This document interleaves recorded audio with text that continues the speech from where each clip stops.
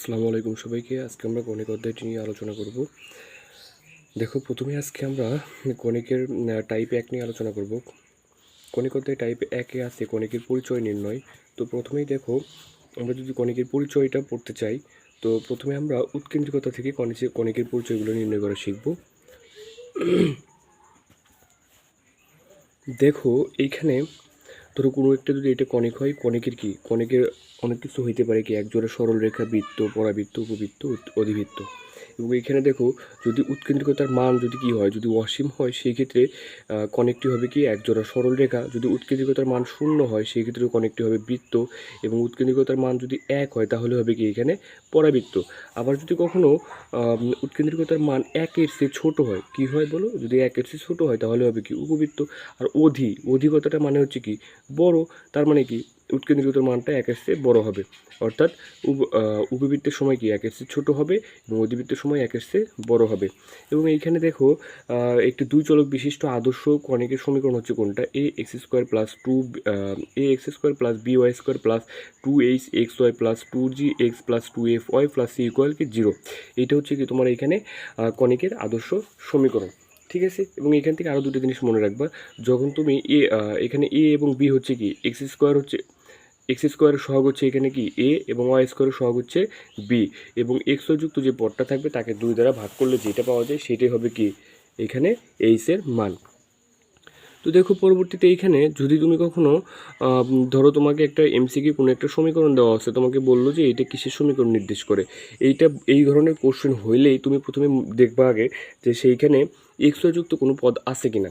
ধরো কোনো একটা সমীকরণ আছে, সেইখানে কি এক্সযুক্ত পদ নাই, অর্থাৎ কি এক্সযুক্ত পদ না থাকলে এবং সেই সমীকরণ যদি x square plus y square থাকে, সেই ক্ষেত্রে সেটা কিসের সমীকরণ হবে? সেটা হবে কি উপবৃত্তের সমীকরণ। আবার ধরো এক্সযুক্ত কোনো পদ নাই, অর্থাৎ কি একটা সমীকরণ দেওয়া আছে, সেইখানে এক্সযুক্ত কোনো পদ নাই এবং যদি x square minus y square হয়, সেই ক্ষেত্রে সেটা হবে কি অধিবৃত্তের সমীকরণ। আবার ধরো এমন একটা সমীকরণ দেওয়া আছে যেখানে এক্সযুক্ত পদ আছে, তাহলে আমরা কীভাবে আইডেন্টিফাই করব যে এটা পরাবৃত্ত, উপবৃত্ত না অধিবৃত্ত? দেখো, যখন এক্সযুক্ত কোনো পদ থাকবে তখন তোমাদেরকে এটা খেয়াল রাখতে হবে যে এক্সযুক্ত পদ থাকলে তোমাকে এইচ স্কোয়ার এবং এ বি নিয়ে খেলাধুলা করতে হবে। যখন তোমার এক্সযুক্ত পদ থাকবে তখন কী করতে হবে? এইচ স্কোয়ার এবং এ বি নিয়ে খেলাধুলা করতে হবে। তখন যদি এইচ স্কোয়ার সমান এ বি হয়, সেক্ষেত্রে কী হবে? সেটা হবে পরাবৃত্তের সমীকরণ। আবার যদি এইচ স্কোয়ার সমান লেস দেন এ বি হয়, অর্থাৎ কি এ বি এর মান অপেক্ষা যদি এইচ স্কোয়ারের মানটা ছোট হয়, সেক্ষেত্রে হবে উপবৃত্ত। আবার যদি এইচ স্কোয়ারের মানটা এ বি অপেক্ষা বড় হয়, সেক্ষেত্রে কী হবে? অধিবৃত্ত। ঠিক আছে। এবং এখানে মনে রাখবা যে এইচ স্কোয়ার হচ্ছে কি যে এক্সযুক্ত যে পদটা থাকবে তাকে 2 দ্বারা ভাগ করলে যে মানটা পাওয়া যাবে সেইটাই হচ্ছে এইচের সহগ, এবং এক্স স্কোয়ারের সহগ হচ্ছে এখানে এ এবং ওয়াই স্কোয়ারের সহগ হচ্ছে এখানে বি। আবার ধরো কোনো একটা কোশ্চেনে এমন আছে যে প্রশ্নে অপশনের মধ্যে আছে একজোড়া সরল রেখা, সেই ক্ষেত্রে তোমাকে কী করতে হবে? সেই ক্ষেত্রে তোমাকে ডেল বের করতে হবে, এবং ডেলটা যদি 0 হয় সেই ক্ষেত্রে তোমাকে অ্যান্সার দেখাতে হবে একজোড়া সরল রেখা। দেখো, এখানে আমি আর একবার বলে দিচ্ছি যে এক্স স্কোয়ারের সহগ এখানে এ এবং ওয়াই স্কোয়ারের সহগ এখানে কি বি, এবং এক্সযুক্ত যে পদটা থাকবে তাকে 2 দ্বারা ভাগ করলে সেটাই হচ্ছে কি তোমার এইচের মান। ঠিক আছে। তো দেখো, এখন আমরা এই টাইপটা থেকে কিছু এমসিকিউ সলভ করব।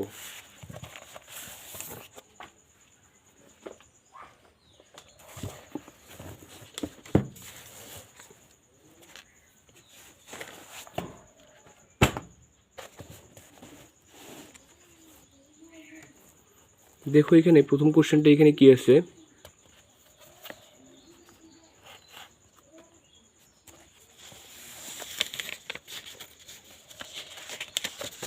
এখানে যে প্রথম কোশ্চেনটা আছে সেটা দেখো,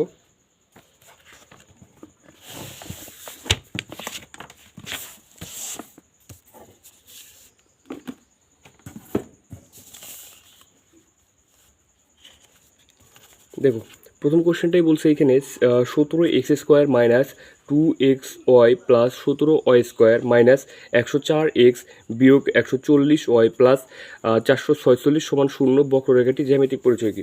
আমি তোমাদের প্রথমে কি বলছিলাম যে প্রথমে তোমাদেরকে দেখতে হবে এইখানে এক্সযুক্ত কোনো পদ আছে কিনা। দেখো, তুমি এখানে খেয়াল করলে দেখতে পাবো এখানে এক্সযুক্ত একটা পদ আছে এবং কি আছে? -2xy। এবং আমরা বলছিলাম কি যে তুমি যদি এইচের মান পেতে চাও এক্সযুক্ত যে পদটা থাকবে তাকে তোমাকে কী দ্বারা ভাগ করতে হবে, 2 দ্বারা ভাগ করতে হবে। তো তুমি যদি এখানে 2 দ্বারা ভাগ করো তাহলে তুমি এইচের মান কী পাবা, -1, এবং -1-এর উপর স্কোয়ার করলে তুমি পাবা শুধু 1। এবং দেখো এ বি এর যে সহগটা আছে এ বি যদি তুমি গুণ করো তাহলে এইচ স্কোয়ারের মানটা এ বি অপেক্ষা ছোট হবে। আর আমরা জানি কি এ বি অপেক্ষা ছোট হলে সেটা কিসের সমীকরণ হয়, সেইটা অবশ্যই উপবৃত্তের সমীকরণ হবে। আশা করি বুঝতে পারছো। দেখো 2 নম্বর কোশ্চেনটা দেখো, এখানে 2 নম্বর কোশ্চেনটা কী বলতেছে দেখো,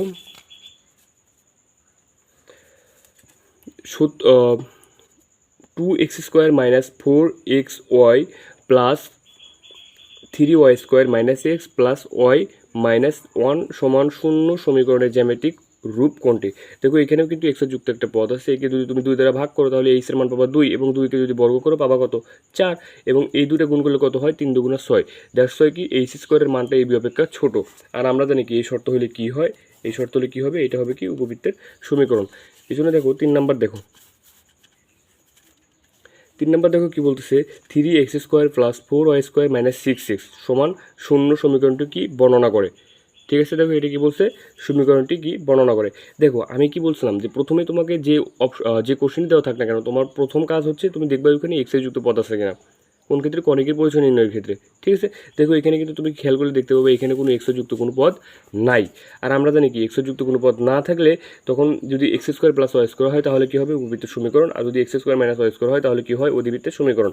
এখানে দেখো 3x² + 4y², তার মানে কি এটা উপবৃত্তের সমীকরণ। দেখো এটা কোথায় কোথায় আসছে, RU 19-20 আসছে। তার মানে দেখো ভর্তি পরীক্ষাতে এমন সহজ সহজ কোশ্চেনই আসে, বাট আমরা পারি না দেখে আমাদের কাছে সেগুলোকে কঠিন মনে হয়। ঠিক আছে, তারপর দেখো 4 নাম্বার কি বলছে, y² - 4y - x² + 6x। এইখানে দেখো এক্সের যুক্ত কোনো পদ নাই এবং কি আছে x² - y², তাহলে এটা কি হবে, এটা হবে কি অধিবৃত্তের সমীকরণ। আমরা বলছিলাম কি এক্সের যুক্ত পদ না থাকলে সেক্ষেত্রে x² + y² থাকলে উপবৃত্তের সমীকরণ, এবং x² - y² থাকলে অধিবৃত্তের সমীকরণ। ঠিক আছে, তারপর দেখো 5 নাম্বার দেখো, দেখো 5 নম্বর কোশ্চেনটা কি বলতেছে এখানে, যে 11x² + 14y² - 4xy - 48x - 24y + 66 = 0 সমীকরণটি কি নির্দেশ করে।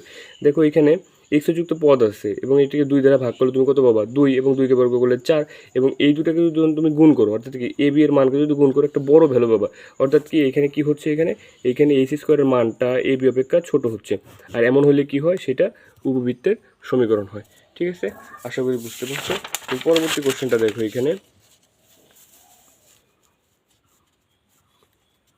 দেখো পরবর্তী কোশ্চেনটা এখানে কত দেওয়া আছে, xy সমান 2 হলে সমীকরণটি হবে। দেখো xy সমান 2 হলে এই সমীকরণটা হবে কি অধিবৃত্ত, এটা একটু মনে রাখবা, অধিবৃত্ত। এবং এখান থেকে তোমরা আরও দুটো শর্টকাট মনে রাখবা, যে জটিল সংখ্যার ক্ষেত্রে জেড এবং জেড প্রাইম, অর্থাৎ কি জেড যদি একটা জটিল সংখ্যা হয়, এর অনুবন্ধী জটিল সংখ্যা এটা সমান 0 হলে এটা হবে কি বৃত্তের সমীকরণ, এবং মডুলাস একটা থাকলেই বৃত্তের সমীকরণ।